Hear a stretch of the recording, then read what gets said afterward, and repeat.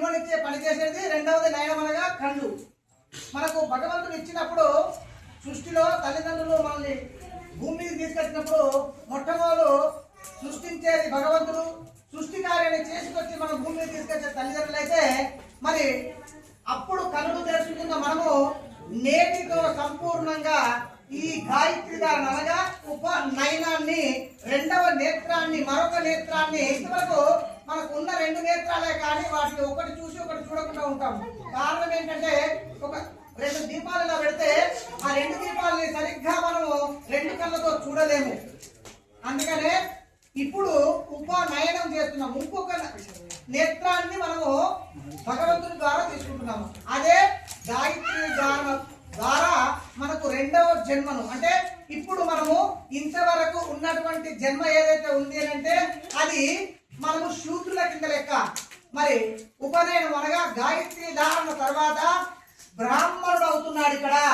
కనుక ప్రతి ఒక్కరు కూడా పుట్టుకతో శూద్రుడే. కనుక ఈ గాయత్రి ధారణ తర్వాత ప్రతి ఒక్కరూ బ్రాహ్మణుడే. మరి బ్రాహ్మణ పుట్టుకతో ఎక్కడా రాదు. బ్రాహ్మణత్వం రావాలంటే ఇది రెండవ జన్మగా గాయత్రి ధారణ. మరి మనకు అందరం కూడా ఈ సందర్భంగా ఎందుకు చెప్పుకుంటా ఈ మాట అంటే అది కేవలం ఎవరు వేయాలయ్యా అంటే మొట్టమొదలు మనకు గురువులు ఎవరయ్యా? తల్లి, తండ్రి, తర్వాత గురువు. భగవంతుడు మనకు కనపడుతున్న తల్లిదండ్రులే మనకు తొలి దైవం.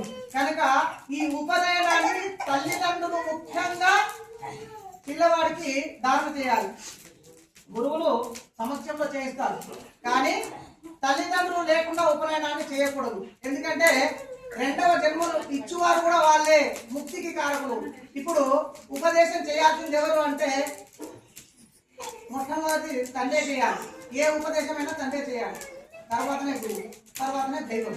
కనుక ఈ ఉపనయన కార్యక్రమంలో అయ్యా నువ్వు గాయత్రి పట్టుకున్నావు కదా, సర్టిఫికేట్